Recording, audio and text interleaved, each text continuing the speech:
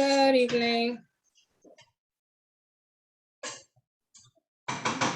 Good evening.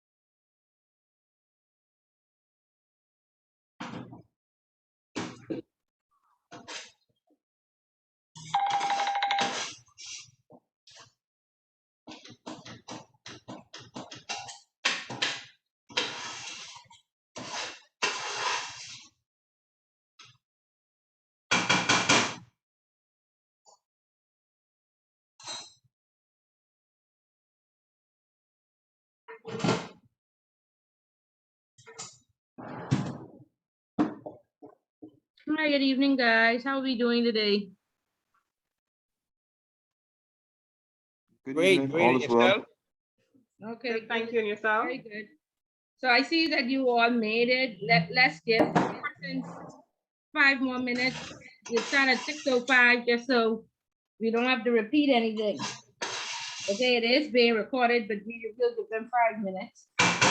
So everybody is ready. We're gonna start with Renika and Owen.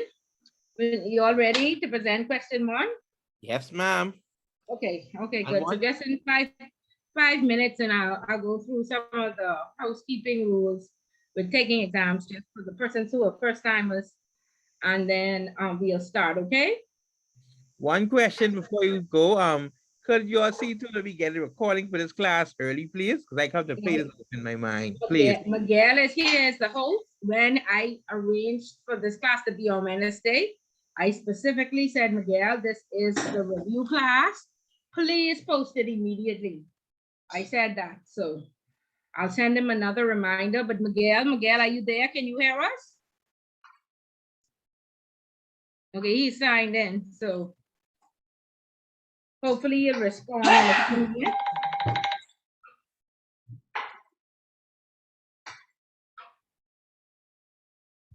And he'll confirm that it's here.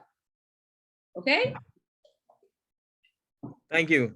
Okay, you're welcome. Great.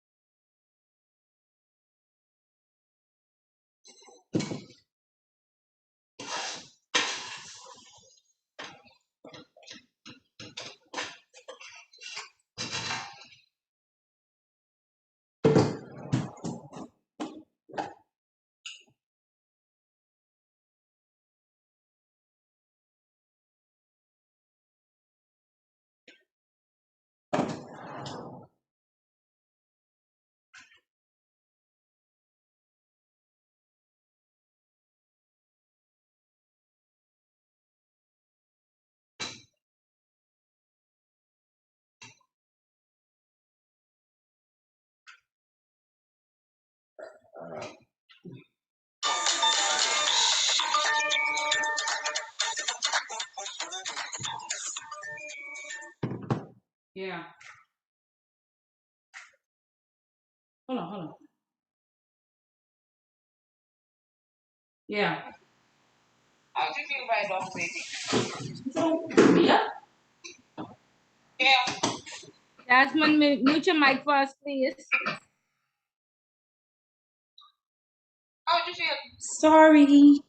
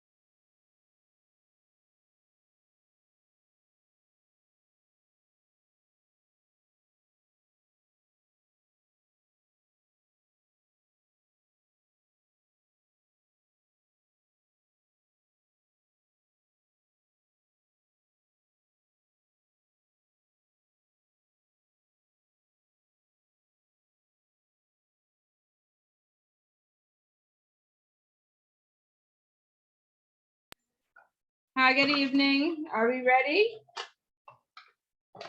I see most of the classes here. Good evening. Okay, so these 6:05, we gave them 5 minutes to get in, and I guess everybody else will listen to the recording. Okay, so for those of you who have not sat an examination at before, just a little bit of housekeeping. Hopefully you would have made your appointment with Christine because it is a rather large class. And so some of you will be scheduled for the morning. Some will be scheduled for 12:30. I don't know if she's going to start 9, 9:30, 12, or 12:30, but those are the times. And once you call the institute and you make an appointment, she will have you down on the list. Please only take your keys, your mask and your keys, no bags, no cell phones.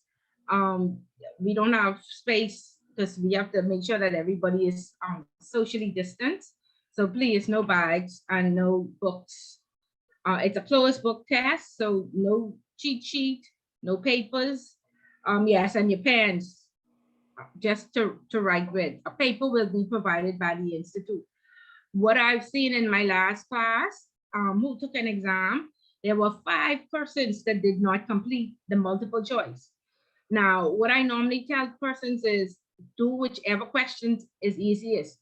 It could be question 10, do question 10 first, but you must label that this is question 10. 2 persons in my last class did not number any of those questions.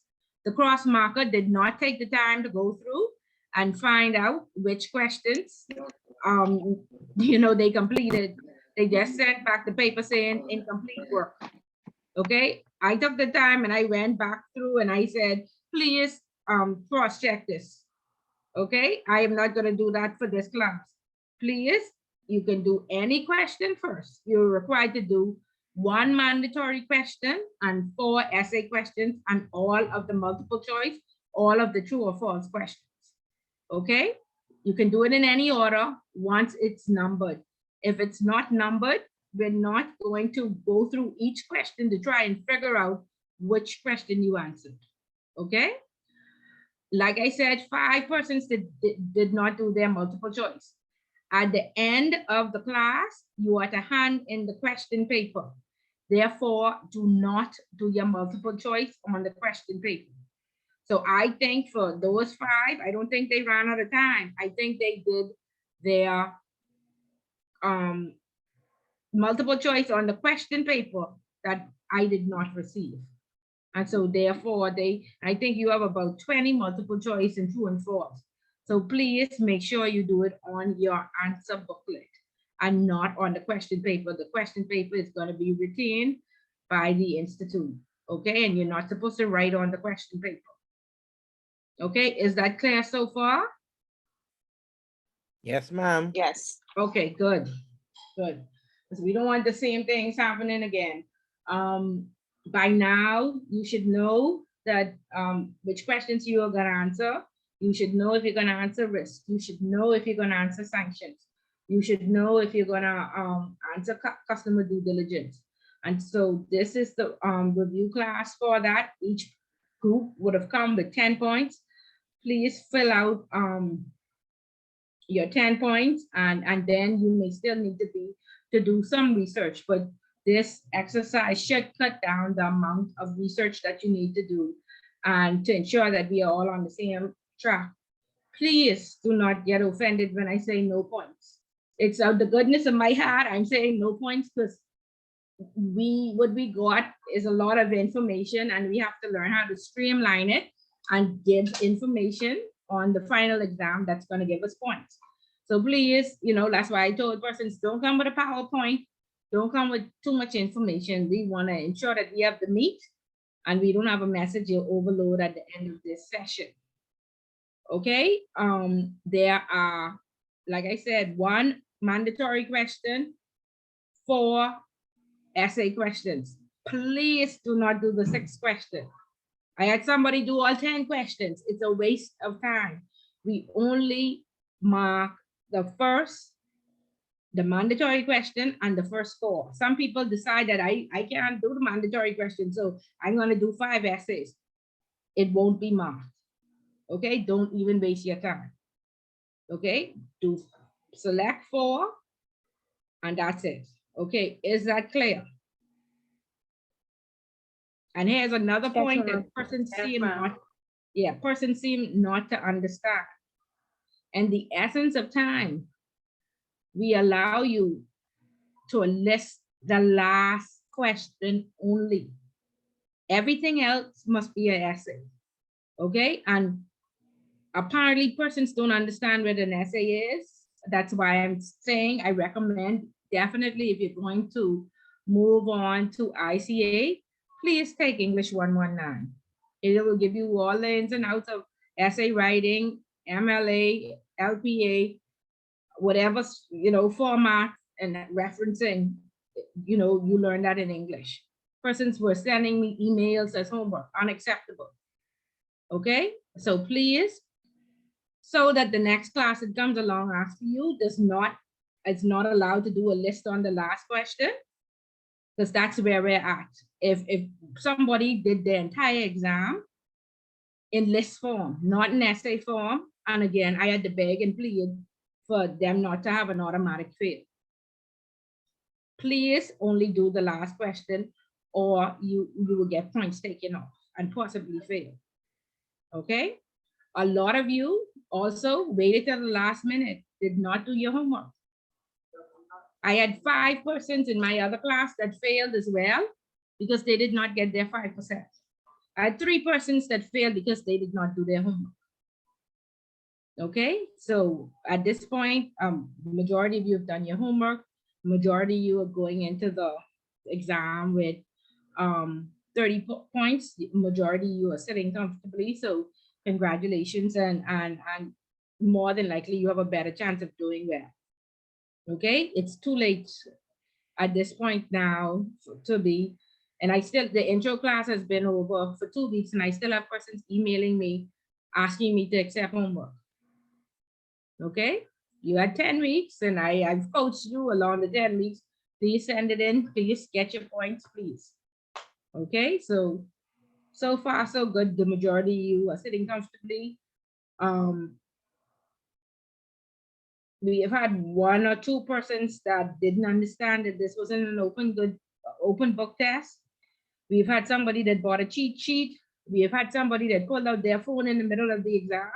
The exam is recorded. So if the invigilator walks out the room, the videotape is still going. Somebody is still watching it. Okay? The phone, somebody's phone vibrated for at least 15 minutes in a past exam.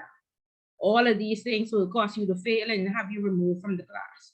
Okay? If you are caught cheating, you have to go to counseling. You will be removed from every class that you're in at the institute until you attend counseling, or you won't be allowed to take any other class at the institute until you attend counseling if you are caught cheating.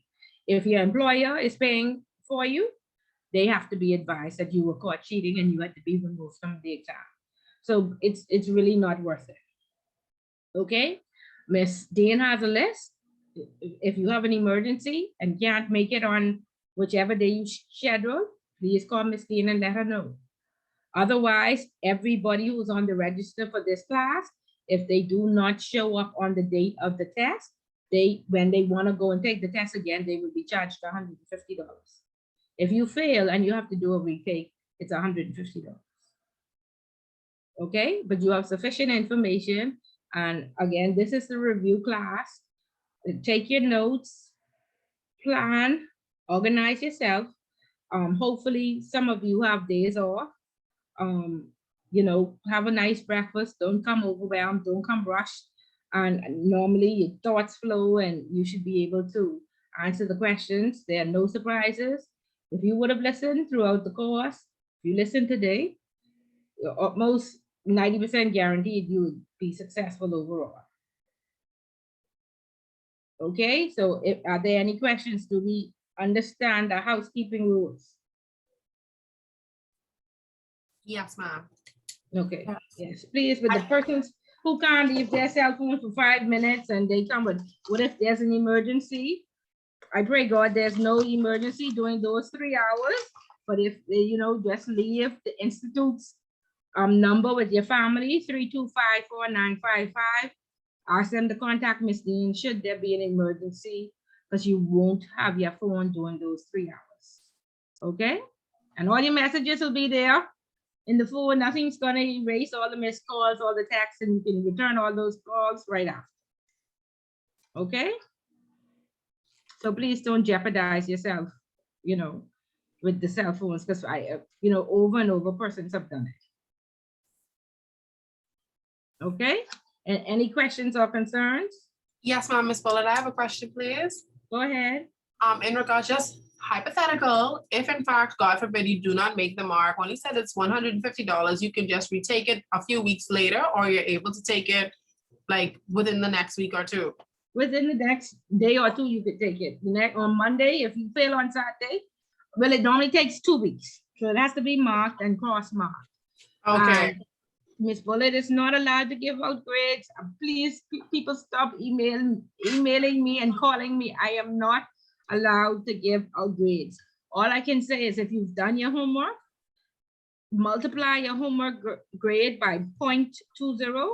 If you've participated, that's your 10%. And if you 5% if you've participated, 5% if you've gone to your civic organization, which is the majority of you should be going into the exam with at least 30, 20, between 25 and 30%. So multiply your homework grade by 0.20 and you should get anywhere from 0 to 20. Okay, add the 10% and then you'll know exactly which grade you're going in with. And for those of us who did the last question, we'd be able to know our grades before the exam, correct? On Friday, you will get your exam. Okay, thank you so Your much. homework grade. Great. Thank you so much. You're welcome. Okay, any other questions or concerns?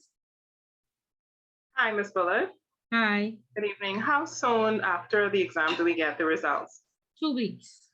2 weeks, and Yeah. we have to call in for it.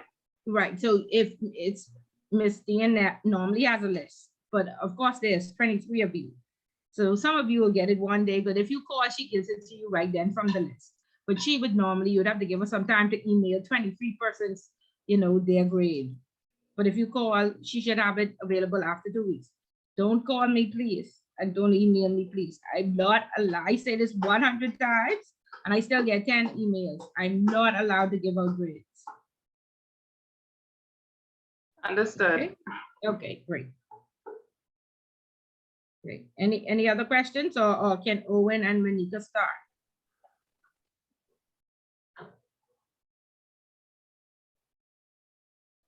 Okay, so I hope you all have your review sheets. Please take down these 10 points.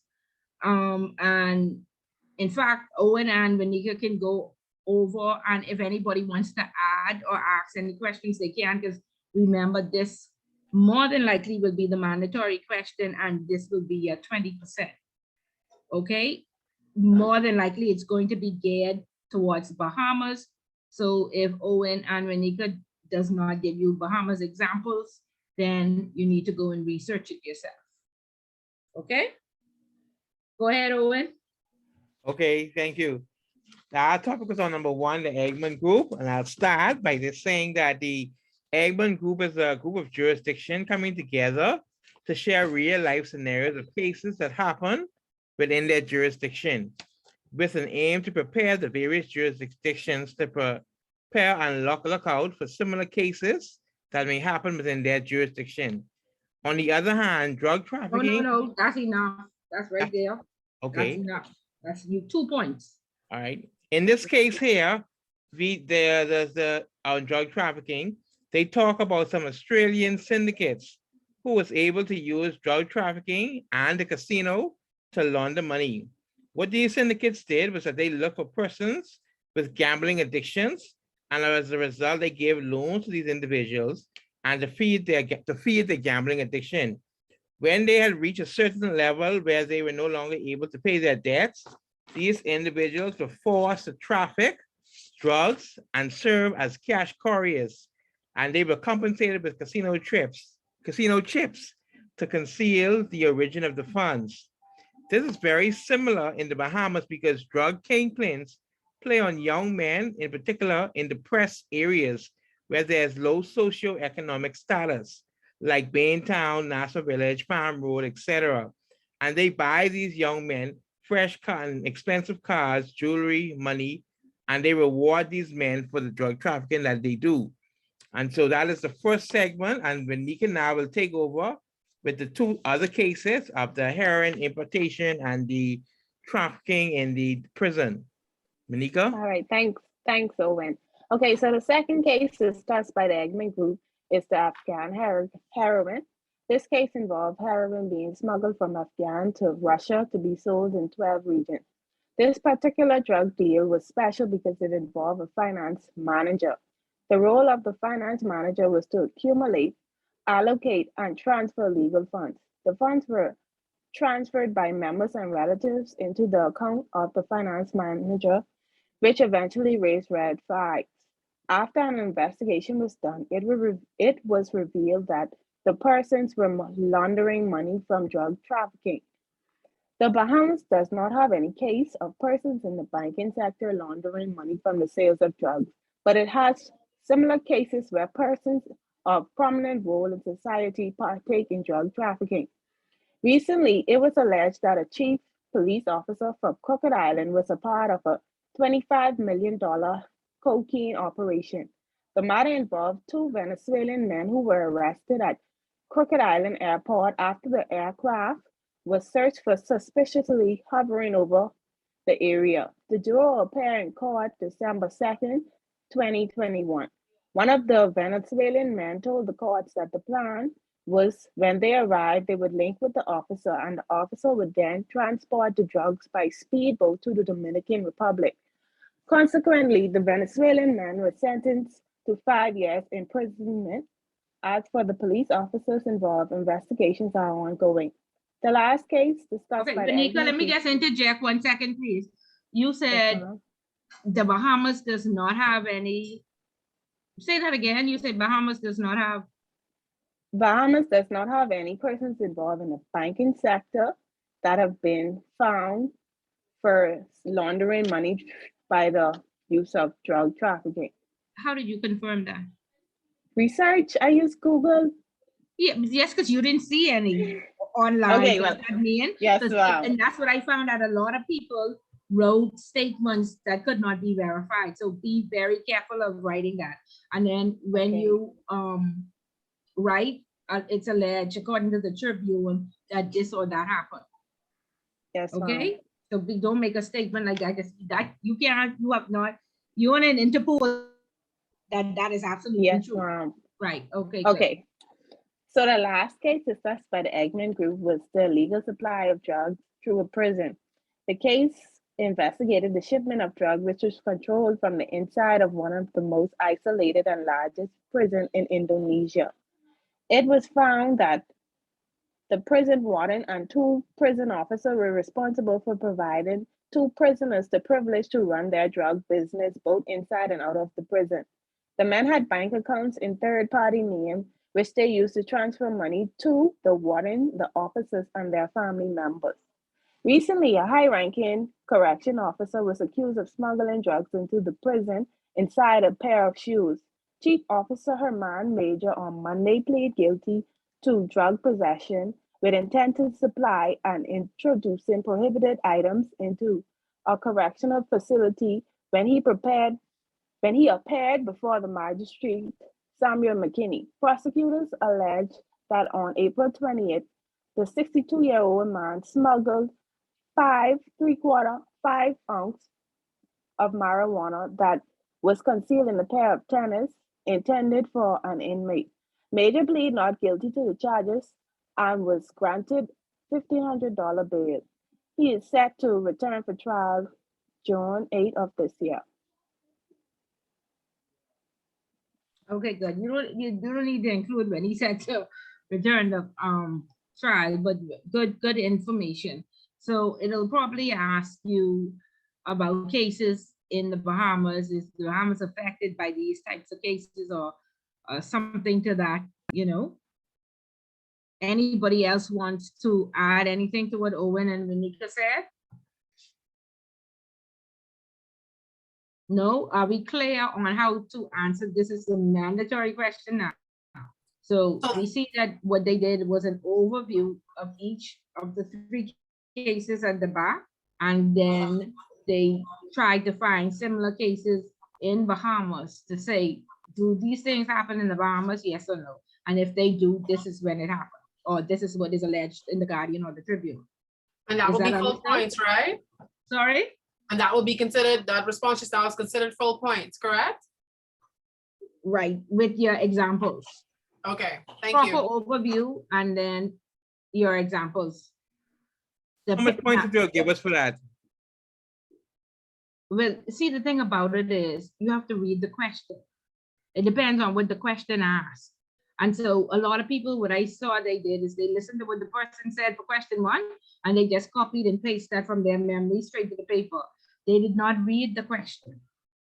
Because sometimes it asks you, what suggestions will you make to curb this in the Bahamas? Or if you were a politician, what would you implement? You know, and they completely missed that part. And so that's how you would have gotten your majority of the points for that. But then if it asks you your opinion, then you must give your opinion. And so that's very important with all these questions. They normally have 3 parts. They normally ask you 3 questions. Please ensure that I answer the question in its entirety. So you get full points if they just ask you for an overview and comparison to the Bahamas. But if I ask you for your opinion or a scenario, then you must answer that knowledgeably as well. People just leave that part out. Okay, so be careful of that.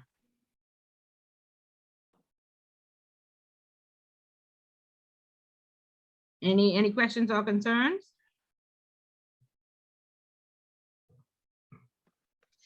No, we good. We could go on to question 2.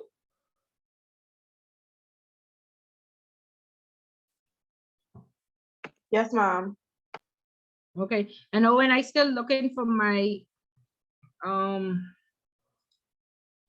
to give you a case.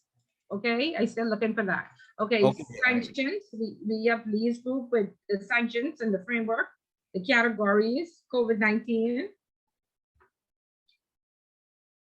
Is Lee here? Hi, yes, I'm here. Okay. Okay. My portion is section sanction framework for compliance. Okay. Sanction framework for compliance is essentially the implementation of an outline that the Office of Foreign Assets Control, DOFAC, administered, what they consider to be essential components of a sanctions compliance program. The framework applies to organizations subject to United States jurisdiction and foreign entities operating within. No, or Lee. States, No points. They Why? the Because it's framework. not- What should be in the framework? You're doing the framework part, right? Mhm. Let's look into the book and what the book says about the framework, because that's no points. Let me get a book to help you find the page, but I think that was chapter 3. Hold on a second. Oh, and I don't have my book with me because I just came from work. So I had to park on the side of the road to present. So what else do you have about the specific framework? The key elements of an effective compliance program, effective policies and procedures, training, reporting mechanisms and investigations, third-party due diligence, compliance, impartiality, and resources, incentives and disciplinary measures, along with periodic testing and review. In addition to this, okay, and they have 5 essential components of a functioning compliance program, which is management commitment, risk assessment, internal controls, testing and auditing, and training. That's what I have. Okay, and so the book goes on page 29, because I have an older version, it may be 29 or 30. And it has documented policies. This is similar to the 5 that you listed. Documented policies and procedures, including risk assessments, defining roles and responsibilities, raising awareness, communication and training, monitoring and screening systems against sanctions lists, an escalation process for decision-making, reporting requirements reviewing sanction-related processes. Okay, so any of those, if it asks you how to design the framework or what makes up the framework, or what would you include, what Lee said, as well as some of these. You don't have to list all of them, but it just look at what the question asks. Okay, and then it may ask, how do you test the quality? Okay, and how do you test the quality of your framework? Assurance that the investigations is completed in a timely manner, assurance that quality of investigations is sufficient, assurance that the audit trail is documented and sufficient, thorough or continuous interrogation of results, assurance that the escalation process are in line with business usual practices, and quality assurance is conducted on investigations undertaken by new joiners. Okay? So that's what I've seen, like they have been asking, how do you test it, or what makes up the framework, or what makes up the framework, and then how do you test it?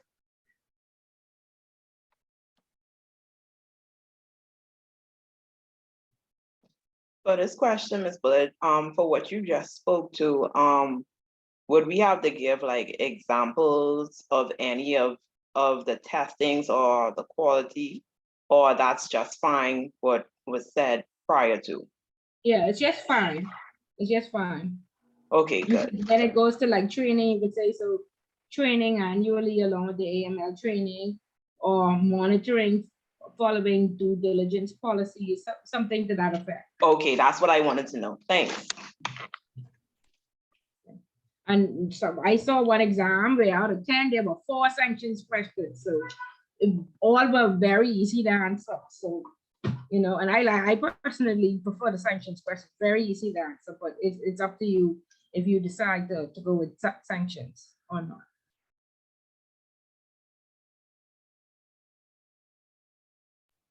Excuse me, sorry, my internet was acting up just now. Did you speak or did Lee speak to the COVID-19? No, not as yet. Not as oh, yet. Okay, She just spoke on framework. okay. Okay, Lee, who else was in your group? Me, I go next. My part of the presentations was the 5 sanction categories. The first category is counterterrorism. It's political or military activities designed to prevent terrorism. Examples: the destruction of the Pan American Flight 103, where Libya bombed a plane carrying 259 persons on December 21st, 1988. After this incident, sanctions were placed on Libya. Another example is the attacks on the World Trade Center on September 11, 2011. After that attack, sanctions were placed on Iran. And following the incident, sanctions were placed on Iran. The second category is conflict resolutions, where 2 or more parties find a peaceful solution to a disagreement. The third point is protection of civilians. It means guaranteed compliance with promoting accountability for violation of human rights, ensuring protection through the United Nations peacekeeping and other missions. The fourth group is non-proliferation, the action or practice of curbing or controlling the excessive rapid spread of weapons. The fifth point is democratization, to transition 2 or more democratic political regimes. Okay, That's the okay, very good. And I've seen a question specifically just on the categories. You list what is it, 4 or 5 categories, and you can give like 3 examples. So in your example, sorry, somebody said something. Hi, can you mute your mics, please, Donna? Yeah, in your examples, your standard should be at least 3 examples for whatever question there is. Okay. Okay. Okay, so we have to find an example for all these, or just how I did for the first one? I just say your standard is 3. So you talk about 5 different categories, you give examples for at least 3. If it's only specifically asking on categories. But if they're asking on categories and framework, you could then you just list the categories and then go on. Right. Okay. Yeah. Ms. Phillip, the last thing you said if they mix it like for framework and the portion what I think that's Jasmine is speaking to, then you would just list 2 of each and give example for each one. You list all. If they are you list all categories, you list all and give 2 examples. For example, democratization is this, and the example is this. Right? Okay. Yeah. Okay, thank you very much. You're welcome. Okay. All right. COVID-19. The COVID part. During the pandemic, some sanctioned countries like Iran applied for an IMF loan assistance for the economy. And due to the US placing 4 more sanctions in February 2020, the country was not able to receive the assistance from the IMF. However, the UAE came in and aided Iran with protective equipment and medical equipment. Another example was in June 2021, where the US Office of Foreign Asset Control, they issued general licenses to Iran, Venezuela, and Syria for the delivery of face masks, ventilators, and vaccines in aid of the pandemic. They did not lift the sanctions, however, they gave these special licenses to help in the delivery of the equipment.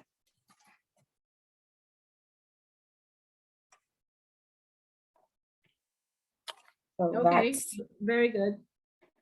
I think 3, 2.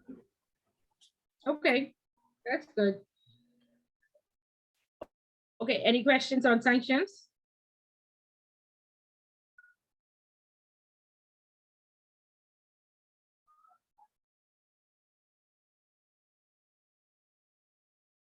No questions? Okay. Question number 3. Risk.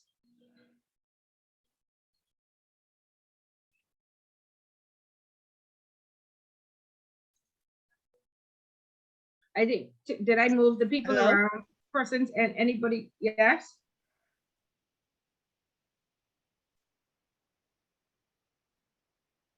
Hello? Sorry, I don't know what it is. I think it's my computer cutting out. So let's pull it. You can hear me? Yeah, I can hear Hello? you. Okay, my computer.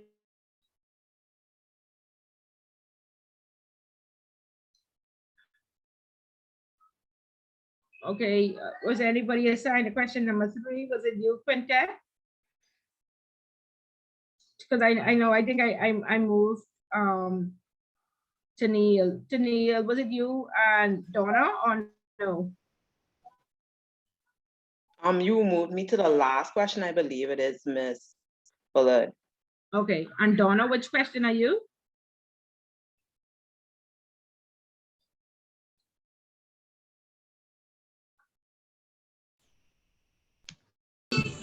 I'm question number 7. Number 7. Okay, so again, there are 4 chapters in the book on risk. Okay, so you can expect at least 2 or 3 questions on risk. Some people avoid it completely, and then some people just take a stab at it. The questions will be centered around, of course, recommendation 1. And again, please read the question. We all know that recommendation 1, the very first recommendation, states that you should assess your risk. Countries must assess their risks and then put controls in place to mitigate those risks. Some controls that they can put in place to mitigate risks are having 2 persons sign on checks or for approval, ensuring that there's proper segregation of duties, putting dual control in place where 2 persons must go into safekeeping or into safety deposit boxes. They can also decide that different persons, there's an A and B signature, or there is compliance ability to sign versus the board or a compliance commission having to sign or compliance committee having to sign. These are various controls that can be put in place. If they offer trust accounts, they can say one of our controls is to make sure that the person that we hire to deal with the trust accounts is STEP qualified. Okay, so those are examples of controls that you would put in place to ensure that internally you are mitigating risk. Okay, if you look at the country level, one of the controls they put in place is that they put a moratorium on money services businesses. They put a moratorium on gaming licenses. They implemented the sand dollar, so we wouldn't be so cash intensive. Another question that I saw regarding recommendation 1, they asked about categories of the risk rating. Of course, we spent some time on the Basel Committee and we looked at the country rating. How do they risk rate the countries? And they risk rate the countries based on their AML CTF report, based on how many deficient recommendations they have. They consider whether you're a transit country. They look at your corruption perception index. They also look at your bribery index. And so you could go look at the methodology, ensure that you understand methodology and how to explain it. Miss Bullitt, for that particular portion, when it has the 5 methodology like corruption and FTA, legal framework and all those, but I noticed that even though like for the scoring, they have it there like 65, 10%, 5 and all that, but do you have to speak to the, I guess, the subtitles in them? No, you can just say that there are 5 domains, and then you can say one is CPI index, which is corruption perception index, how a country is, how corrupt a country is perceived. One is bribery, and then you could say the CFATF mutual evaluation agreement tells you, you know, which ones you are deficient in, which recommendations you are deficient in. But the key is to explain how the methodology works. Okay then. If you did And then it the internally, scoring. yes, yeah. Where do we get Okay. our country ratings from? We get our country ratings from Basel or Transparency International. Where do we get our corruption perception index from? We get it from the CP, from Transparency International. Right? Yes, ma'am. Right. Okay. And so the risk methodology sets out how your risk rating works. Except you should be able to explain it. You should leverage internal and external information when identifying risk, on assessing risk. There's risk identification, risk analysis, risk evaluation, and risk treatment. And if you list all four of them, you should be able to explain one. Risk analysis, this is like a risk rating form, the probability that an event would occur. Risk identification, you do a SWOT analysis of the company, the strengths, the weaknesses, the opportunities, or the threats. Risk treatment, this is where you could decide that you want to transfer risk. How would you transfer risk? Through indemnity insurance. Okay, something to that effect. And then you would have a control library where you list the various controls that you have in place regarding monitoring, regarding customer identification, regarding customer due diligence, regarding correspondent banking. Okay, that's what you would write about recommendation 1. Then you would go on to talk about the risk framework.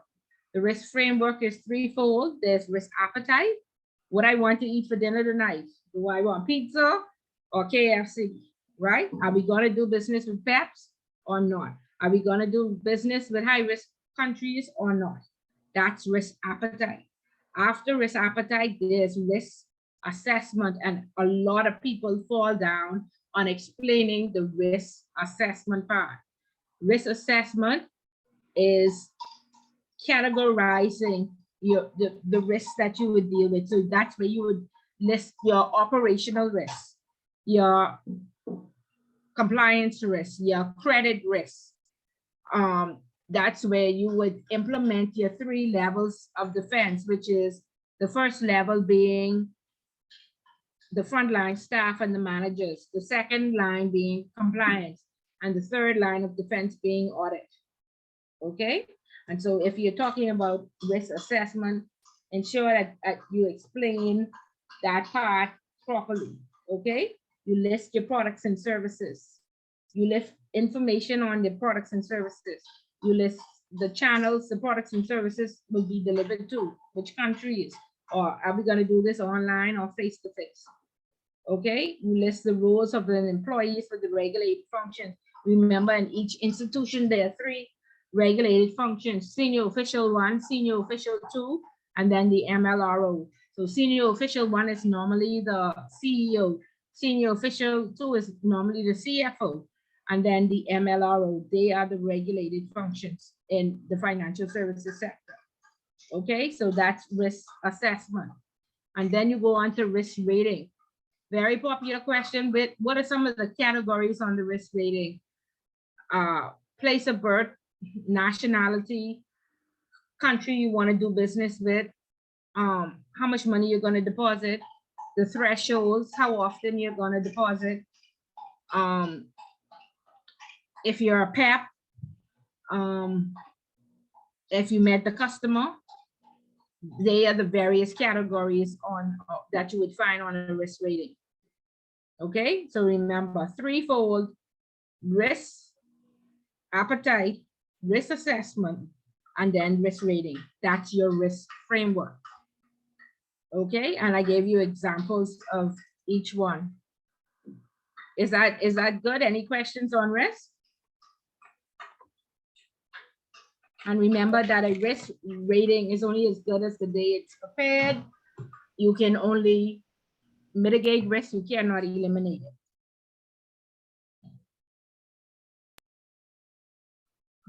Is that good? Any questions on risk? Now that you explain it more like that, I understand it. Okay, good. Very good. Very good. Okay, question number 4, Mikhail and Gwen. Hi, Ms. Bullock, good evening. I think it's just me. I think Gwen was assigned to another question. That's Okay. correct. When you assigned to which question? The one on the US Patriarch Act. number Oh, 9. yes. Okay, and Mikhail, you never met up with Cassandra? No, I wasn't able to or she, I don't know if she was not in the group, but I never got a response. Okay, let's just see. I'm just looking to see, is Cassandra here? No? Okay. Okay, go ahead and I'll add anything that you may not have. Go ahead. Thanks so much. Good evening all. So I am doing the IMF FATF, CFATF, and Bahamas AML deficiencies. So for the IMF, that is the International Monetary Fund. It works to achieve sustainable growth and prosperity for its member countries. It does so by supporting economic policies that promote financial stability and monetary cooperation, which are essential to increase productivity, job creation, and economic well-being. The IMF serves to stabilize international monetary systems and acts as a monitor of the world currencies. This includes— That's sufficient. That's sufficient. No points for nothing else. Oh, okay. I didn't need to give like any examples or anything. No, that's it. All right. So that's great. FATF, the Financial Action Task Force, is an intergovernmental organization founded to develop policies to combat money laundering and terrorism financing. The FATF issued its 40 recommendations on money laundering. The recommendations are seen globally as the world standard in anti-money laundering. The recommendations cover the criminal justice system and law enforcement, international cooperation, and the financial systems and its regulations. And then I also— Do you have anything on the task? Say again, FATF task? Do you have anything on FATF task? No, I didn't cover that much. They promote I know for one, they promote the implementation of the 40 standards. They review it. That would be the assessment that each country does, or what we just do. I know that's the 2. I don't know if it's any more. Come on, we learned this in intro. Come on, what else? Nobody else can help?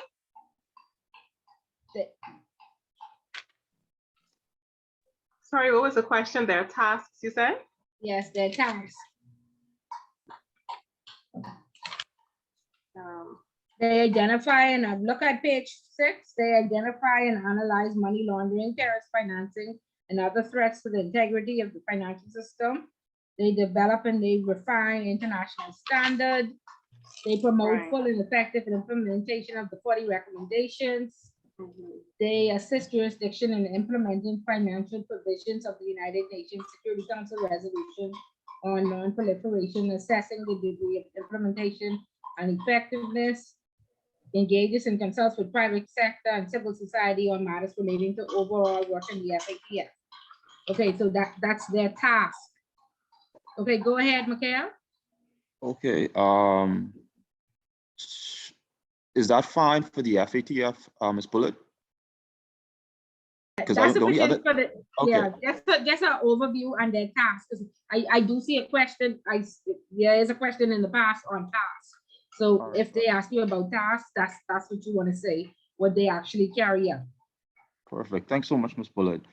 So the CFATF, to improve its efficiency in other jurisdictions, the FATF has established FATF-style regional bodies, or FSRBs. These FSRBs assist the FATF by creating regional solutions to regional problems.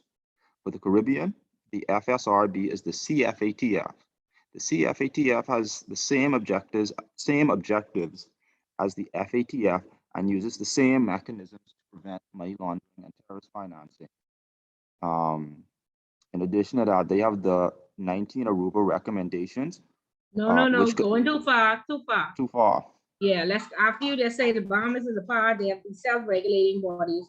What are the deficiencies? Oh, so, okay, so just jumps, all right. Yeah. So, Bahamas AML deficiency is, recommendation one was originally or previously rated as partially compliant.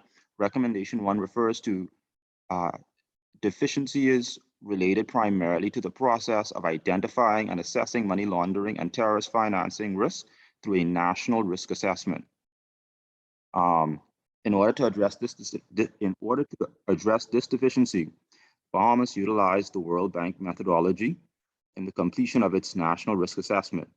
Bahamas has identified and assessed its money laundering and terrorist financing risk and has developed a risk-based approach at various levels of financial sectors and the DNFBPs, designated non-financial businesses and persons. Okay, that's correct, but the easiest thing to write is that they put it in law, the FTRA Section 5 now makes the risk assessment mandatory. All right, so just cut all that and just say we have a national risk assessment. Yeah, you could just say, yeah, we have a national risk assessment. It's being updated because it's not complete. I don't see it anywhere. Or it has not been approved.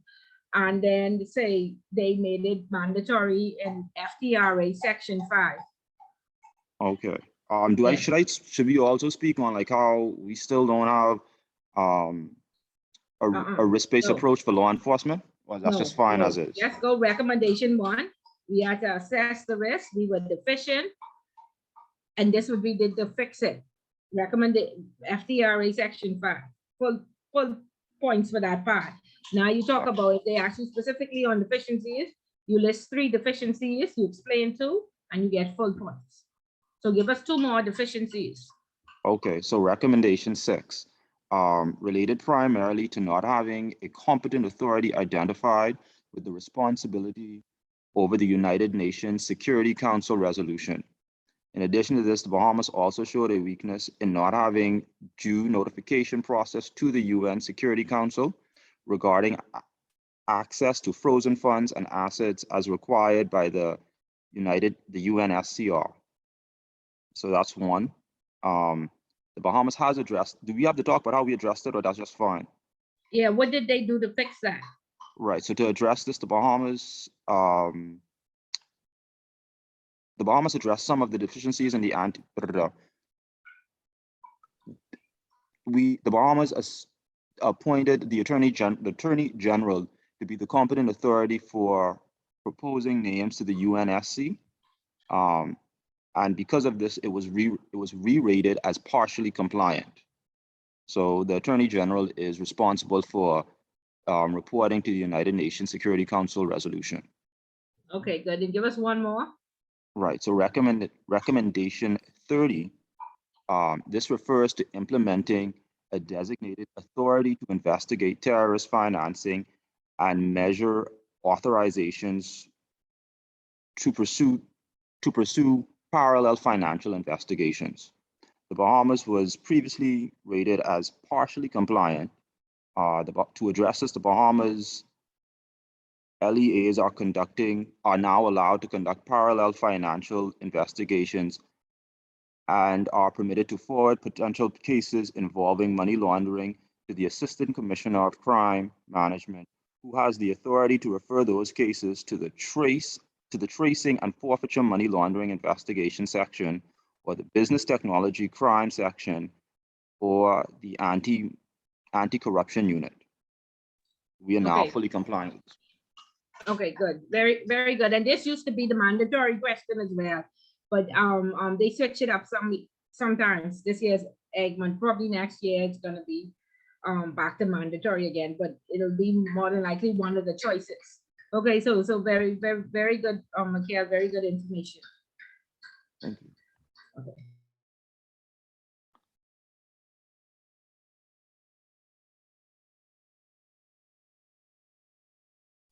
Okay, the most answered question number 5, tax evasion.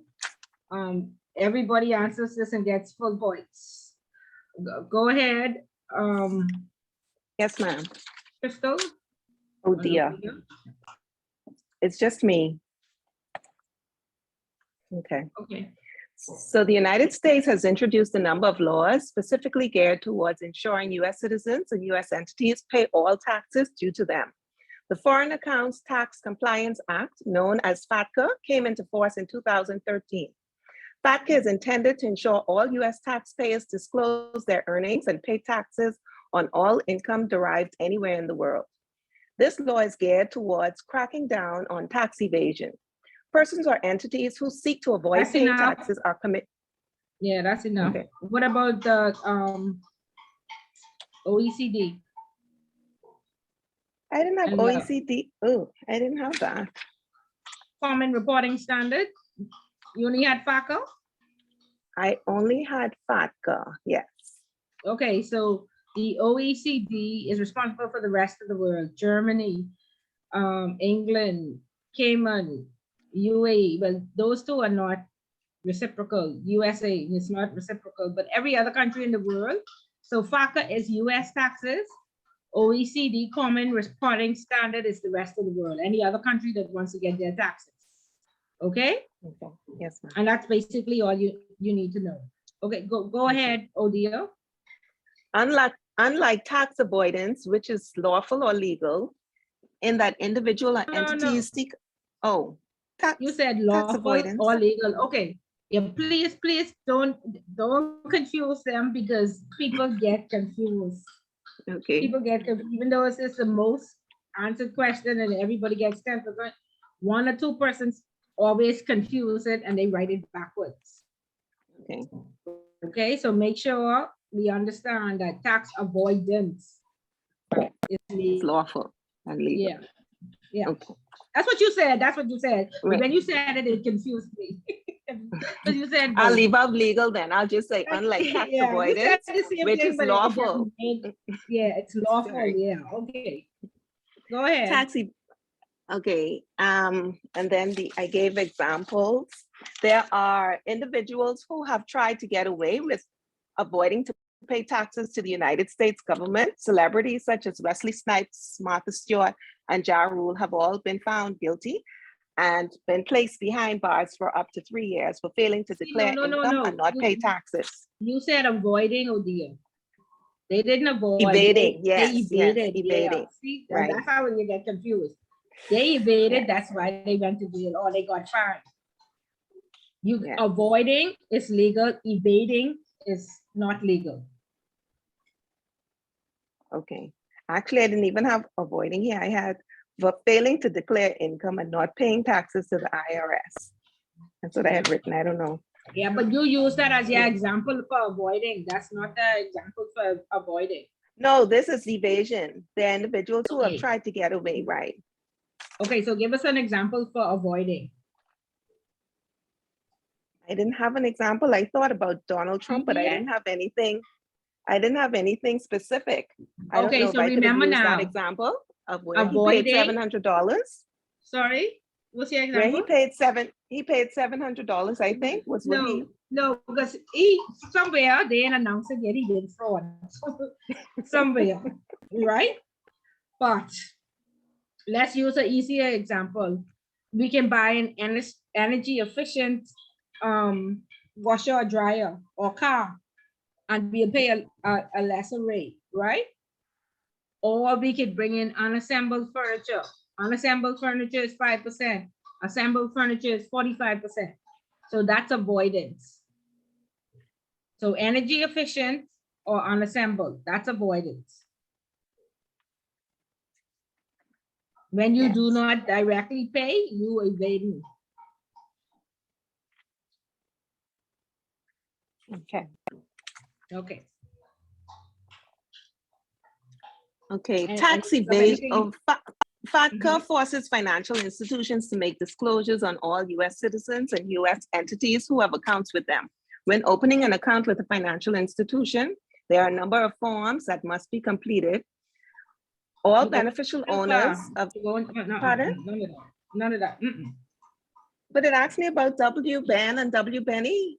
That was the next question. Okay, So just tell us, well, these could be the multiple choice questions. Just tell us what they are. Okay, Yeah. so all beneficial owners of the account holder must complete a WBEN form, a WBEN form if they are a US citizen or entity. The WBEN form is required when the beneficial owners of the account holder is a foreign or non-US person. The W-9 form must be completed by all US persons or entities. These forms are essentially a self-certification of tax residency. Yes. These forms should be completed as part of the due diligence process, where the person or entity provides documents that verify their nationality or place of incorporation. Okay, so just say it again. The W-9 is for whom? The W-9 must be completed by all US persons or entities. These forms Okay. are essentially a self-certification of tax residency. Okay, the W-8 Ben is who? The W-8 BAN form is for all beneficial owners that are US citizens or entities. Non-US citizens. The BAN. I thought the Yeah, BAN-E. No, non-US citizens is the BAN, and the BAN-E is non-US entities. So foreign entities and foreign citizens. The E on the end means entity. Okay. Foreign to the US. Right.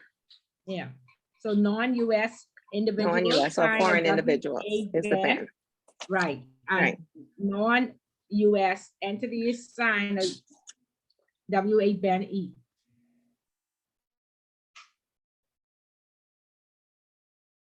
Okay, is we clear? It's easy to get confused, and more than likely there'll be the multiple choice question. So make sure you know all three.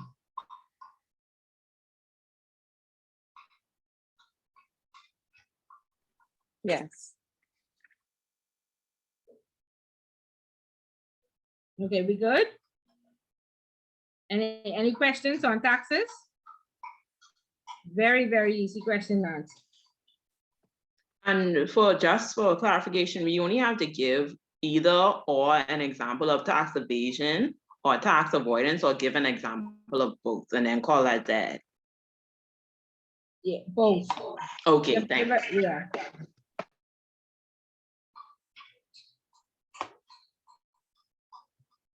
So the W-8 BAN is just non-US citizens, not entities. The beneficial Yes. owner is a non-US citizen. Yes. And the E on the end is the non-US Entity. entity. Okay. But the W-9 is US entities and citizens.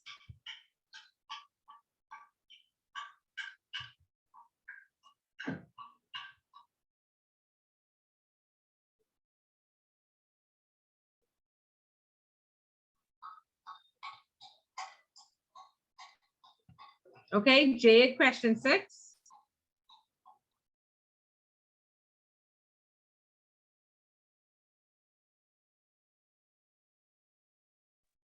Okay. Good afternoon. My question is on culture and governance and designing an MLRO job description. So when speaking about culture of a company, when creating an effective AML CFT framework of a company, ethics and integrity is fundamental and paramount. Creating an ethical compliance culture starts at the top with board members and senior management of a company. In doing this, they should clearly define its goals and objectives and ensure that they are being adhered to by staff members. Of course, in every organization, there are a mix of personalities and cultures, and trying to establish a healthy culture among staff is very important. One of the ways to try to encourage this is by ongoing awareness training. Some examples of doing this is by providing regulatory updates to staff for current money laundering cases and prosecutions. It is very important for each employee to be responsible for complying with the controls that have been put in place by senior management. To support this culture and also to have an effective AML CFT framework, the board looks to the compliance department to provide oversight of this function, as they are responsible for designing, implementing, and testing the framework. Good corporate governance includes a company having an effective framework for preventing money laundering and combating terrorist financing, which is embedded in its governance structure, systems, and controls. Then the money laundering reporting officer of a company has a very responsible role, as information that they disclose can have serious implications for a customer and the company. They are vetted by the regulatory board of their industry and must be registered with the FIU. They should possess a number of skills, including analytical skills, good ethics, confidentiality, perceptiveness, etc. Sample job description of an MLRO. Duties would include managing and maintaining an effective financial crime prevention program to protect the company against fraud and money laundering risk, internal fraud, security and reputational risks, have a strong business acumen and can assess risks realistically, set target deliverables and monitor the effectiveness of the financial crime program, responsible for AML compliance, providing oversight and control, responsible for development and maintenance of an effective and strategic AML program, remain current and understand the AML guidelines set out by the relevant industry regulators, as well as industry best practices. Okay, that's sufficient. That's sufficient, but you only need to write 3, remember, if it does in fact ask you for a job description.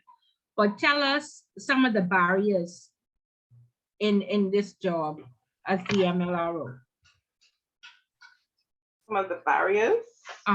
What could cause, it not to be effective? Bad culture, it not being independent. Staff members not complying with controls that have been put in place by management. Right, improper training. Okay. Lack of policies and procedures. Okay. And all of that both they can affect the job of the MLRO as well as the culture of the company, correct? Right, okay, so. Yeah, so think about what would be a challenge for culture or MLRO, what would be a barrier for them to be effective? Okay.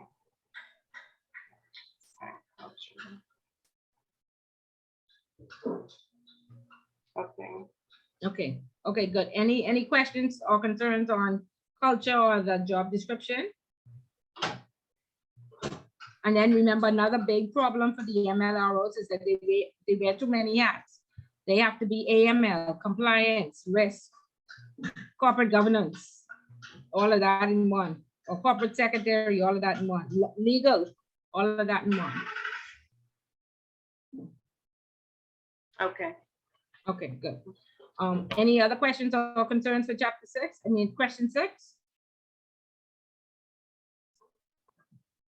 Okay, SDRs, Donna and Quintet. Okay, I'll do the overview for the STR and then Quinette will continue on. It's a suspicious transaction. It's a transaction that causes a reporting entity to have a feeling of uneasiness or doubt about the transaction, considering its unusual nature or circumstances, or the person or group or persons involved in the transaction. Quinette, you want to explain?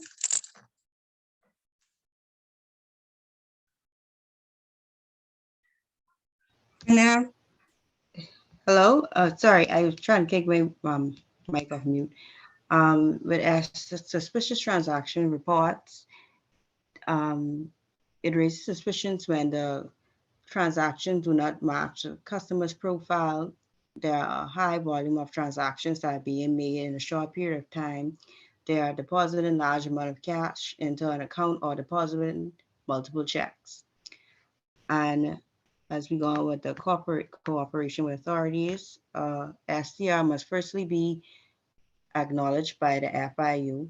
Once the STR is filed, the company then must wait for consent before continue with the conduct of the suspected transaction.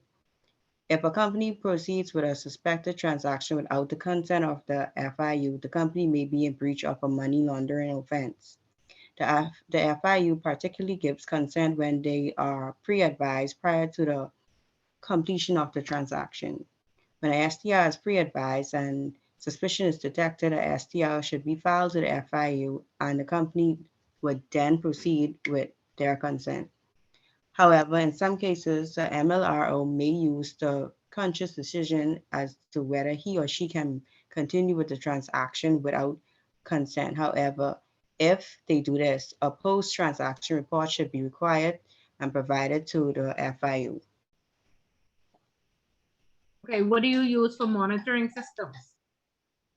For monitoring systems, I cannot find anything on that, but I would say frontline staff such as tellers and the backline staff like the MLRO and the compliance departments, or they just use systems or KYC or customer due diligence. No, what systems?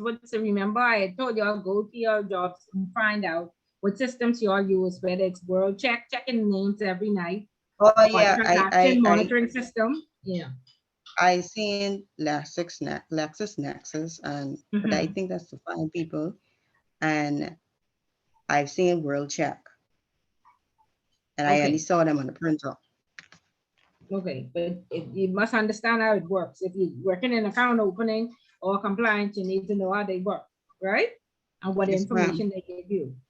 So make sure you understand, get some training on it so you understand. Okay? Yes, ma'am. Okay, great. Yes, ma'am. And then of course you. you can go and do Google searches. And all those Google searches, you're looking for negative media. Oh, this something I did an intro. Oh. Yeah. Miss Bullet been in jail for money laundering in Malaysia. Right? You want to see if Google have that, right? Yes, ma'am. You see, when you said monitoring systems, I was thinking something more technical. So me and Donna was like, so, right. No, I talking about LexisNexis. Yeah, I talking about LexisNexis, World Check, but just Google. And then remember what we learned in the intro as well is in enhanced due diligence.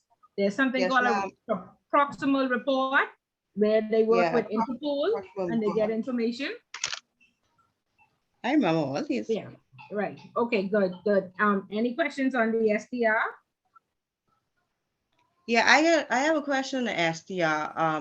At first, the employees would file an ISAR first and then forward the ISAR to the MLRO. Okay, we don't know what an ISAR is. You can't use jargons. They're probably related to your company. Sorry. Good day. Okay, but explain to me what you mean. Oh no, I don't know if I could. You all probably have an internal form. So the employees file an internal form to the MLRO. The MLRO then investigates and then decides if they go file it with the FIU. Right? Yes, ma'am. Okay. That's good. yeah. Yeah, and it's key. If you're going to answer the question on SDRs, remember how it was established. The customer walked into the bank, they asked to open an account, and they generated a profile. They brought in their job letter, it was corroborated. They said, this is how much money I'm going to deposit every month. So they created a profile. And anytime they go outside of that profile, then it becomes suspicious, right? Not everything that they do will be suspicious. There's something called a declaration source of funds. If they can say, I know I'm only supposed to deposit $2,000 a month, but this is $10,000, I sold a piece of property, then they have declared the source of funds, so it's fine, okay? But anytime they go outside of that profile, it's suspicious. If they cannot declare where it came from, then you move on to the STR, okay? Any questions? And cooperation with the authorities, remember, it's easy to give them the entire file. However, we have a duty of confidentiality under the Bankers and Trust Act, right? And so therefore, if they ask for just a passport copy, we don't give them the passport, the national insurance, and the voter's card. Even if they all copy on the same page, you fold it over and you give them the passport copy.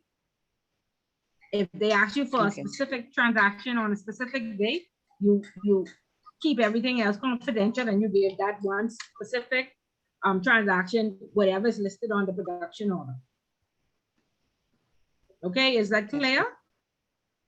So, Yes, Ms. ma'am. Bullet, just for further clarification, so when we talk about authorities, we're not only speaking about, because you just say disclosure order, we're not only talking about the FIU, we're talking about the courts as well then? Yes.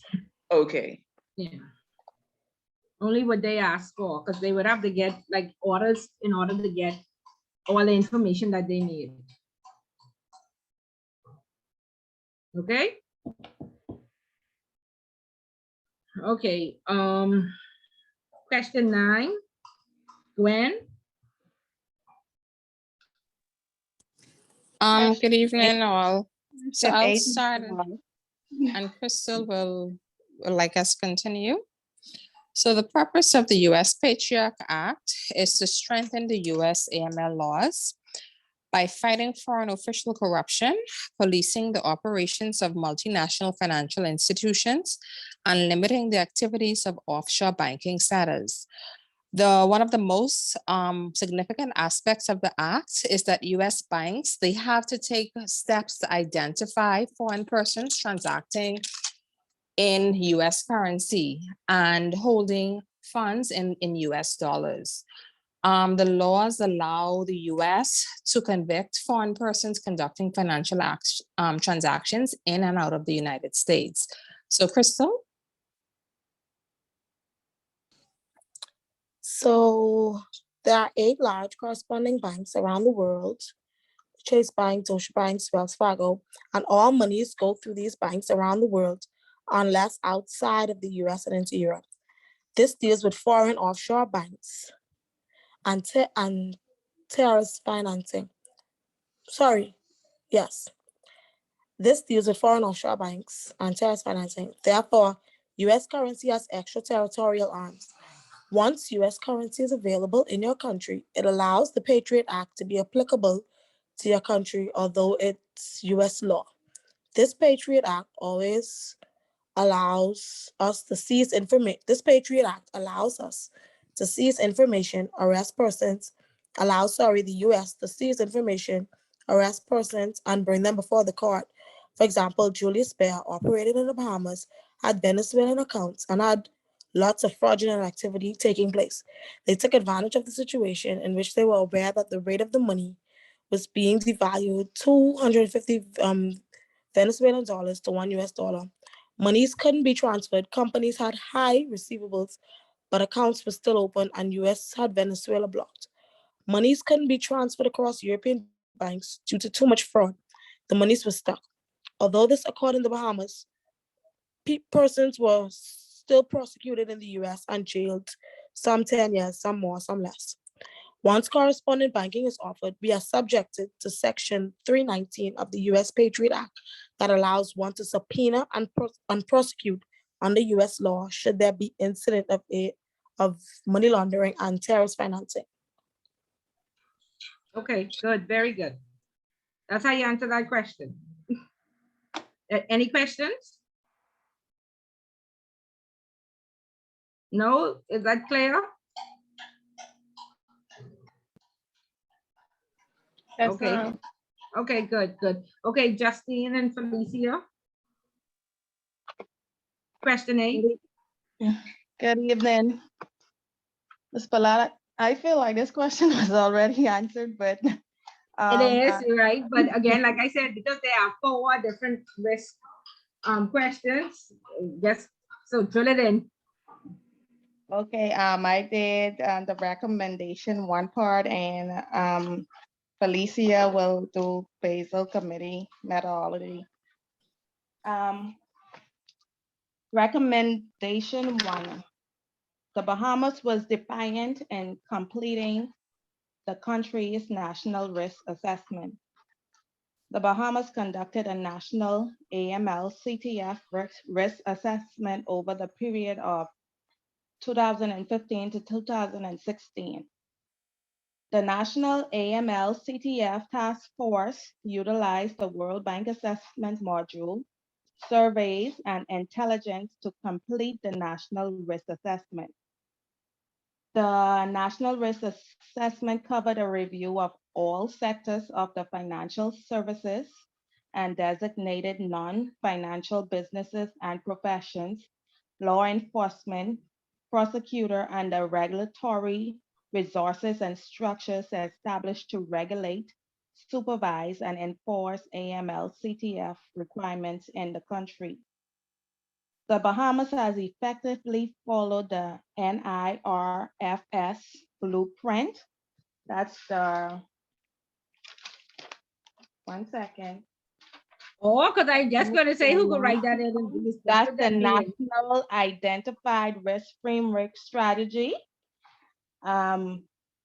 With following steps, measures that were taken. Some were, I listed a few: the legal framework, enactment of Proceeds of Crime Act 2018, Financial Transaction Reporting Act 2018, and Financial Transaction Reporting Regulations 2018, Anti-Terrorism Act 2018. Okay, that's sufficient. That's sufficient. Okay. The CFATF, the Caribbean Financial Action Task Force, did a follow-up, and the Bahamas was found from being partially compliant to largely compliant. And also with the local examples, I wasn't too sure, but I heard you said something about us introducing the sand dollar to make so we can be less cash intensive. Yes, correct. And we put a moratorium on the money services business as well as the gaming houses. Okay. Okay. Good evening, all. My section is on the Basel Committee methodology. And so I started with the definition of the Basel Committee on Banking Supervision is a committee consisting of banking supervisory authorities established by central bank governors in 1974. The purpose is to provide financial stability through banking supervision and regulation, improve the resilience of the banking system, promote confidence in fair ratios, promote predictable and transparent regulatory environments for the international banks. The Aml Index measures the risk of the money laundering and terrorist financing. The methodology has 17 indicators that are broken down into 5 domains: the quality of the AML and CFT framework, the corruption and bribery, also alluding to the CPI index, the financial transparency and standards, accountability, political and legal risks. Testing That's of this. sufficient. That's sufficient, and you would get 10 points. What? Yes, because I was gonna ask. So I was looking in reference to trying to find the Bahamas example, and the only thing I really kind of settled on was the discussion paper that was published in 2018, August 29th, when the central bank issued the paper because we were not compliant with the Basel III, and that was talking about the credit unions. Would I need to go into detail about like what would be my local example, because the Basel Committee I have here is just a standard setting body promoting best practice. So there's no, they can't. Yeah, but what you could use as your example is that with our CFATF mutual evaluation, we are now largely compliant in 30 and partially in 10, or whatever the current status is now. We are risk rated as medium high. Our CPI index is 66 or 65, and our private corruption is 81. Okay. It would be your examples. So I mentioned the Basel ranking at 6.46, the CFT mutual evaluation, and sorry, what was the last thing you said? The bribery index is 81. Okay, and that was all. That would be all I need. Yeah, as your Okay. example. Yeah. Thank you. Okay, you're welcome. Okay, any questions? No? Okay, very good. Question 10. Customer due diligence, enhanced due diligence. Cameron? Okay, so customer due diligence, it refers to know your customer, the process in which the bank or financial institute conducts an audit and analyze of a customer or organization with the aim of assessing the potential risk that they pose to the company. So the core CDD will be verifying verify, identify before doing business, record keeping, keep track of all transactions for at least 5 years, identifying political exposure, individual corresponding banks, reference to financial institution, relationships with other financial institutions, and new technologies often create opportunities for frauds that previously didn't exist. And then we have the enhanced due diligence. What new technologies have to do with it? Oh, I think okay, when I put the new technologies, meaning that you should be up to date with the new technologies of, like how people is to scam. So proper training, see, and that's what we want to make sure you get full points. Develop your idea. Proper training is required in regards to new technologies. Yeah. Yes, ma'am. Or research or something to that effect. Okay. Okay. Enhanced due diligence is simply the definition. It was designed for the process and procedure to handle high-risk customers and large financial transactions. The high-risk categories are not necessarily considered as so because of their risk they pose to the financial bodies. So with the enhanced due diligence, you would start with a risk-based approach, source of recognizing information, analyze the source of funds and ultimate beneficial ownership, ongoing transaction monitoring, adverse media and negative check, conduct on-site visit if you can, and draft your report and develop ongoing monitoring strategy.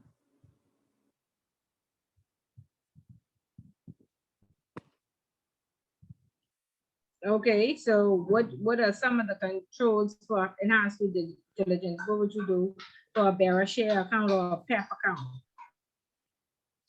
I'm sorry, I didn't hear you just now. Could you repeat the question? What are some of your controls? What would we do if somebody wanted to open a bearer share account, which is high risk, or a PEP account? I will do a world check. I will see who all will come underneath the account, who all work there to make sure that they're not politically involved or had anything to do with financial terrorism or funding any financial terrorism. After checking that, then I will proceed with the type of business they want, the different type of transaction, how much they will be, the financial transaction that will be going in and out of the company. And that's all I have for now.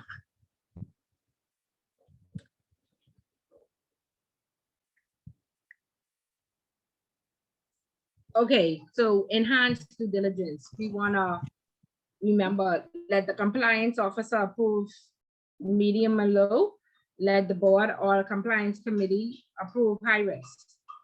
We want to complete word check for all, or we want to do word check and Google searches and perhaps a proximal report. We want to let the board approve PEPs or a committee approve the PEPs. We want to list them as high risk. We want to review them annually. Okay, so they are the controls we have in place for enhanced due diligence. Ms. Bullard, just a clarification point. I remember last class, because I switched it in my notes. I remember you saying for PEPs, that would be for permission or approval would be permitted by the board. And I thought you said for just high risk, like persons who we may say who might be potential drug traffickers because of their family relations or other persons, they would be considered high risk and the committee would need to approve them. Is that wrong or? No, that's correct. It just depends on how you set it up internally. You just have to have a differentiation between how you approve simplified versus high risk. Some companies don't have committees, and so they let the board approve all. Where I used to work, we had a committee, so we let the compliance officer approve the low and medium. We let the compliance committee approve the high risk, and we let the board approve the PEPs. You know, some people may let the committee approve the PEPs. You just have to have a differentiation, but it depends on how you're set up internally. Okay, that makes sense? Yeah, because I just was looking for clarification on that particular point. Yeah, it just have to be a difference between the simplified and the enhanced. Some people don't separate high risk from PEPs. Some companies do. Okay. Last question for that. For this question, is it relevant or is it needed that we put the reason why why financial institutions conduct customer due diligence, enhancing due diligence, like for risk, reputational risk, and for fines? Because it's required by law, because they are statutory requirements. Okay, so we just have to put that, and that covers everything. You wouldn't have to go into the reason why it's important. This question, it'll be a scenario. Mr. So-and-so is married to the ambassador of Rome's daughter. He is invested in oil and gas. He is, how will you risk rate him? It'll be obvious that it's high. And then you'll say, I'll carry out enhanced due diligence by following the following steps. Or they will ask you, can you identify any red flags? Something to that effect.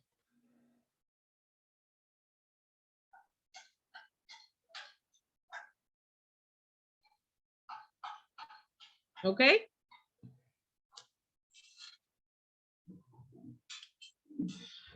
Okay, any questions or concerns? I'm nervous. A lot of information. Yeah, and that's why I said, no, just jot down your points and elaborate it. Just focus on, you already know what the mandatory question is, and if you did that for homework, you've done your research, and you could rest that one to the side. You probably just need a refresher. Pick your 4 questions, and don't even pick 5. Pick 4, and focus on your research, and write 1 to 10, and write your 10 points. Okay, make sure they make sense. Because a lot of times with the SPR and with the taxes, persons just can't explain it. Okay, and then make sure you have your examples. And make sure your examples make sense too, because people just write a one-liner like 90 knows. Like if this was somebody from England, they know 90 knows is. No, so you have to write it as if the reader does not have any prior information. Okay, that's how you write an essay. And that's why you have to say according to the Guardian or the Tribune. And don't write things that you can't prove.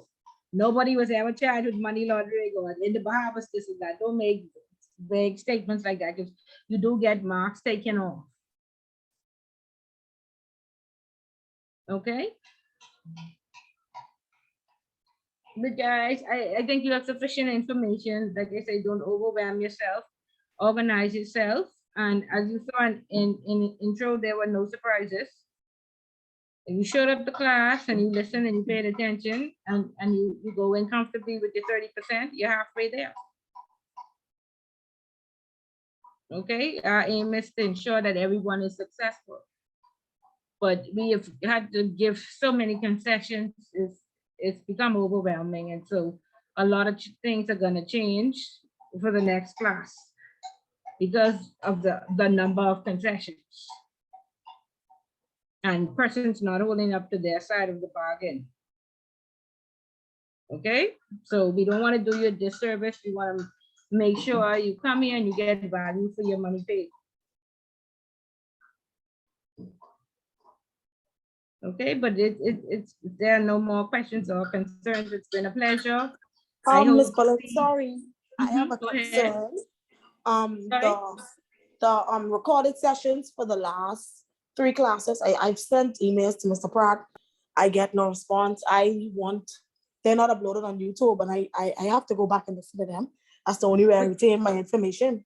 Okay, Miguel, we've been calling out to Miguel. Let's see if he's going to answer. I have him on speaker. Miguel, you on speaker? Be nice. You on speaker? The class can hear you. He hang up. He hang up. Miguel?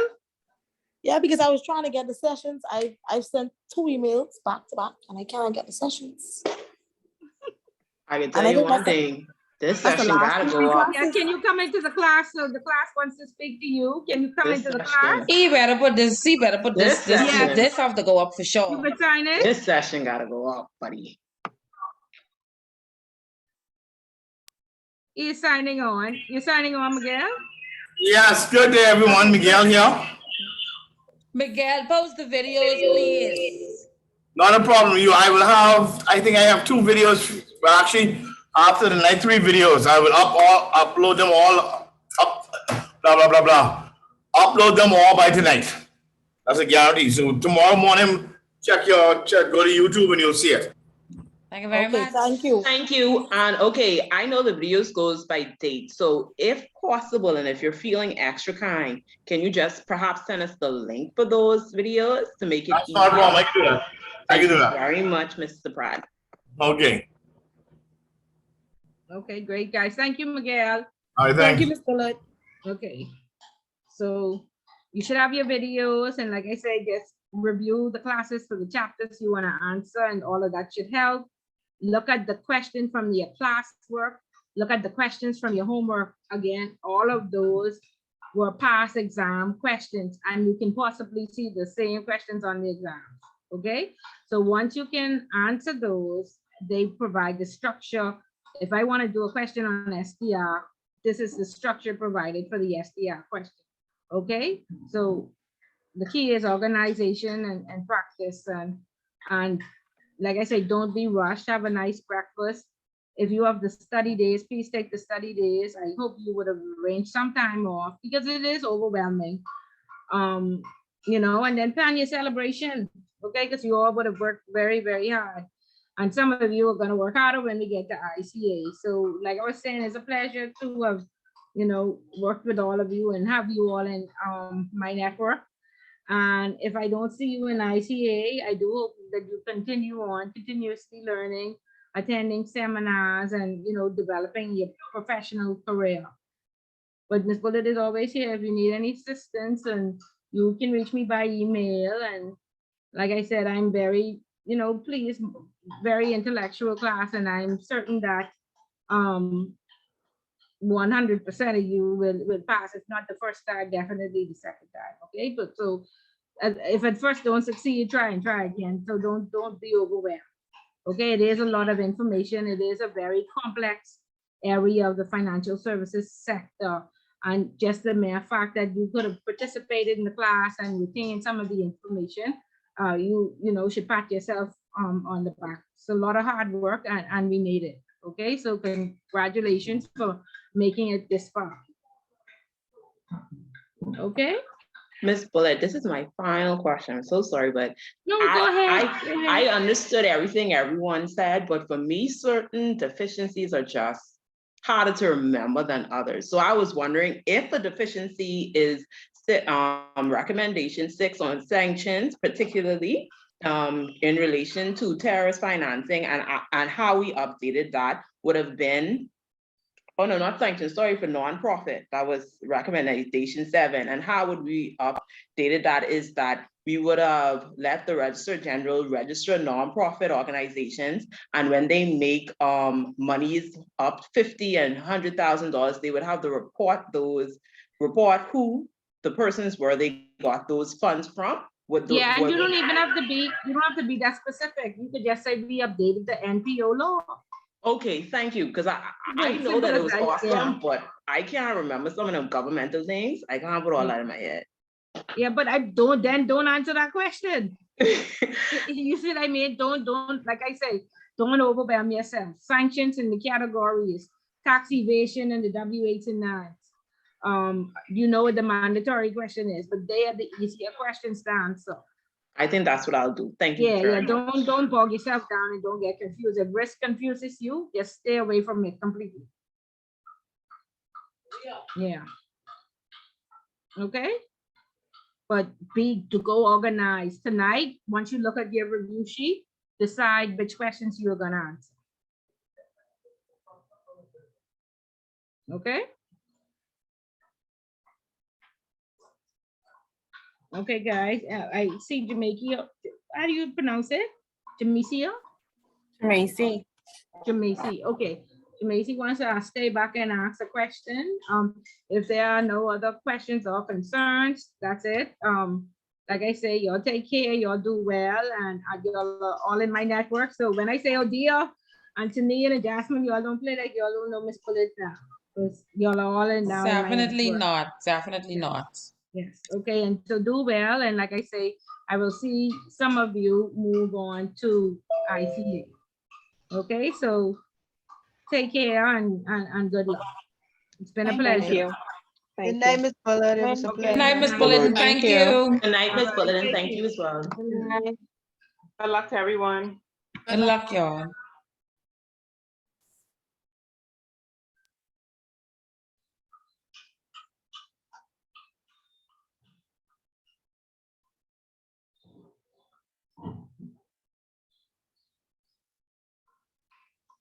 Okay, go ahead, Jamaicy. Oh, I thought I was muted. Good afternoon, Ms. Bullard. I sent you an email. I don't know if you received it. I just wanted to know, confirming the grade. But I tell everybody how to calculate their grade. Go, what you get for your homework times it point 5.2. Mm-hmm. You get for your homework. I got full marks for the homework. I wanted you, but you Okay. didn't say the participation points. I wasn't sure. You didn't do the civic organization, you just did the class, right? Yes, I didn't do newspapers, right? the notes. Yeah, I did the newspaper. I Right. didn't do I didn't get the share on my last Rotary because So I you thought. have 25 points. Okay, thank you. Yeah. I just wanted to understand that so I could know Yeah, how to so- calculate. Right, because you got full marks on your homework, that gave you 20 points. And Okay. then 5%, so you have 25. So still good standing. All right, Ms. Bullard, thank you so much. Okay, you're welcome. Take care. Okay. Quintet, you have a question? No?